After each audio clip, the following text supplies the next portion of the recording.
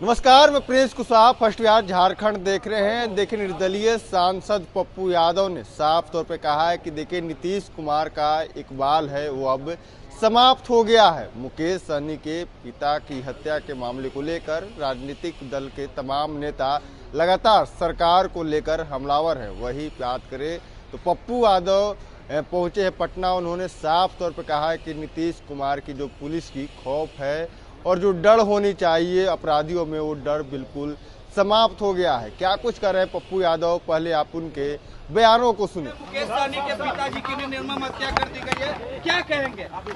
अच्छा, आप एक बात आप बताइए, कल 2 बच्चों की हत्या हुई ना, लगातार दानापुर में कई मर्डर हो गए, पटना में दिन दहाड़े मर्डर हो गए, लगभग बिहार में दहशत का यही आलम है। मुकेश सहनी जी से सुबह मेरी बातचीत हुई, बहुत अत्यंत दुख पहुंचा जब किसी के पिता, किसी का बेटा, किसी की बहन सुरक्षित नहीं है। मुजफ्फरपुर में नौकरी के नाम पर 100 से ज़्यादा बच्चियों के साथ शारीरिक शोषण किया गया। क्या हुआ? उसकी गिरफ्तारी हुई, उस पर एफआईआर हुआ। इस दोनों बच्चों के घटना को लिपापोती करने का प्रयास किया जा रहा है। मुझे समझ में नहीं आता है कि क्या सुशासन जो नीतीश कुमार जी का इकबाल था वो लगातार खत्म क्यों होता जा रहा है? कौन चला रहा है सरकार? अब क्या नीतीश कुमार जी की सरकार पर से का जो इकबाल था वो अब खत्म हो गया? सरकार देख कौन रहा है?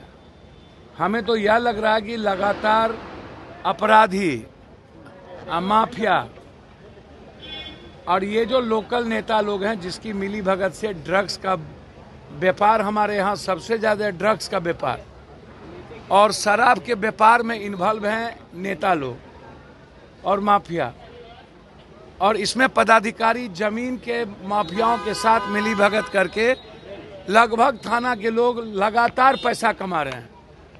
लगभग इसकी भी इंक्वायरी की हम मांग मुख्यमंत्री जी से मिलने का समय मांगे हैं। आज यदि मिल गया तो हम जो थाना प्रभारी इसमें इन्वॉल्व है, मुख्यमंत्री जी को हम एक चिट्ठी, एक लिस्ट देंगे कि कौन कौन लोग इन्वॉल्व हैं। पूरा बिहार ड्रग्स के गिरफ्त में है, गरीब का परिवार बर्बाद होता जा रहा है, लड़कियों का शोषण लगातार हो रहा है और अपराधी जमीन के मुद्दे को लेकर के जिस तरीके से बिल्डर और जमीन माफिया हत्या पर हत्या करते जा रहा है और बड़ी घटना का अंजाम मुकेश सहनी ही सवाल नहीं है, सवाल पूरे बिहार के अपराधियों का नंगा तांडव। ये कब रुकेगा? ये इकबाल कब होगा? अभी हम एडीजी से मिलने ही जा रहे हैं, इसी मुद्दे पर सीधा एडीजीपी साहब से मिलने जा रहे हैं। शाम में चीफ सेक्रेटरी से मिलेंगे और हम लॉ एंड ऑर्डर के सवाल पर मिलेंगे। तो मैं एसपीडी ट्रायल की मांग करता हूं, दोनों बच्चों के मुद्दे पर भी, मुजफ्फरपुर के लड़कियों के शोषण के सवाल पर भी और मुकेश जी के पिता की हत्या पर अविलंब गिरफ्तारी, अविलंब कुर्की और जो पदाधिकारी इसमें इन्वॉल्व हैं उसका सस्पेंड हो, उस पर एफआईआर हो और एसपीडी ट्रायल करके तुरंत सजा दिया जाए। संजीव हंस के आवास पर रेड चल रही है जी। मैं लगातार आपको बता रहा हूं और इस बात को समझने का आप प्रयास करिए। ये गलत तरीके से, जिस तरीके से ईडी जब चुनाव में ये लोग हारती हैं, अब गुलाब यादव जी का क्या मामला है मुझे नहीं पता, अन्ना लेना देना वो ईडी जाने, सीबीआई जाने। मुझे लगता है कि संजीव हंस एक निहायत ईमानदार अफसर हैं। वो पंजाब के दलित अफसर में से सबसे सीनियर हैं और मैं उम्मीद करता हूं कि संजीव हंस को गलत तरीके से प्रताड़ना ये सही नहीं है। संजीव हंस बहुत ही ईमानदार हैं और एक दलित अफसर में इतने ईमानदार देखने को कम मिलता है। एक साजिश के शिकार संजीव हंस को बनाना ये सही नहीं है। जिस तरीके से बिहार में जो हत्याएं हो रही है, वीआईपी परिवार के लोगों की हत्या हो रही है, इस पर क्या कहें? भैया आम लोगों की हत्या डेली हो रही है, उस पर आपकी गंभीरता नहीं है। 2 बच्चे मर गए, ये सैकड़ों बेटियों का शारीरिक शोषण नौकरी के नाम पर हुआ, उस पर आप चिंतित क्यों नहीं?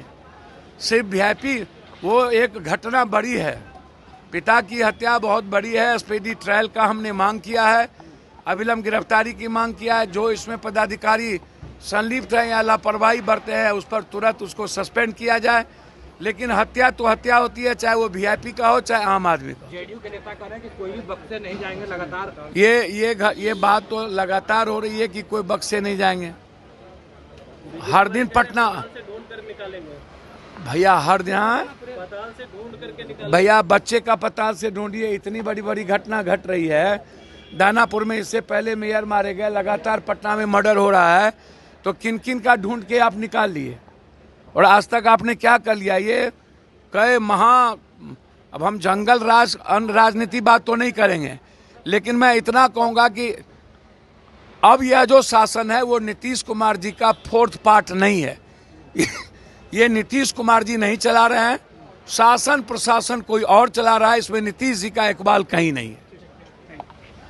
तो आपने साफ तौर पे सुना, नीतीश कुमार को लेकर पप्पू यादव साफ तौर पे कहते जा रहे हैं कि देखिए बिहार में अपराधियों का मनोबल बढ़ा हुआ है और आए दिन आपराधिक घटनाएं हो रही है और सरकार और पुलिस अपराधियों पे लगाम लगाने में विफल है पूरी तरीके से। इसको लेकर पप्पू यादव पटना एयरपोर्ट पर जमकर नीतीश कुमार पर बरसते हुए दिखाई दे रहे थे। बहरहाल इस खबर इतना ही।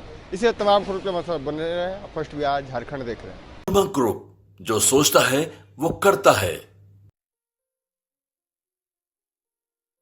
ये लो मुंह मीठा करो, आज मैंने अपना जॉब छोड़ दिया, अब हम पूर्णिया वापस जाएंगे। जॉब छोड़ दिया है? मतलब ये घर कैसे चलेगा? हम करेंगे क्या? और माँ बाबूजी क्या बोलेंगे?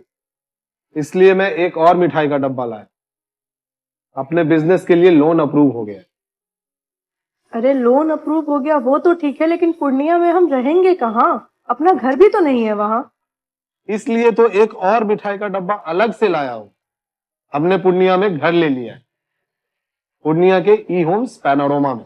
पूर्णिया में पैनोरमा ग्रुप लेकर आए हैं ई होम्स पैनोरमा।